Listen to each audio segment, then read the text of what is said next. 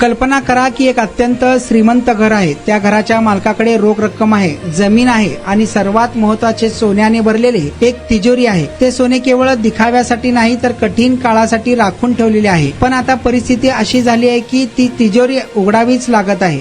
तब्बल 25 वर्षानंतर प्रथमच रशियाने आपल्या तिजोरीतील प्रत्यक्ष सोन्याच्या विटा बाजारात विकण्यास सुरुवात केली आहे. जानेवारी फेब्रुवारी 2026 या केवळ 2 महिन्यात रशियाने 14 टन सोने विकले आहे. रशिया गेल्या काही वर्षांपासून सातत्याने प्रचंड लष्करी खर्च करत आहे. युद्ध लांबत गेले तसा खर्चही वाढत गेला. दुसरीकडे तेलाच्या किमतींमध्ये घसरण आणि अमेरिकेच्या कडक निर्बंधांमुळे उत्पन्नावर मोठा आघात झाला. पूर्वी तेल आणि गॅसमधून सरकारची कमाई मजबूत राहत होती. आता ती केवळ 20% वर आली आहे, म्हणजे निम्म्याहूनही कमी. खर्च वाढत गेला आणि उत्पन्न घटत गेले. त्यामुळे 2025 मध्ये रशियाची बजेट तूट GDP 2.6 पर्यंत पोहोचली. सुरुवातीला केवळ 0.5 इतकी तुटीचा अंदाज होता. काही तज्ञांच्या मते वास्तविक तूट 3.4% जवळ असू शकते असे सांगण्यात आले आहे.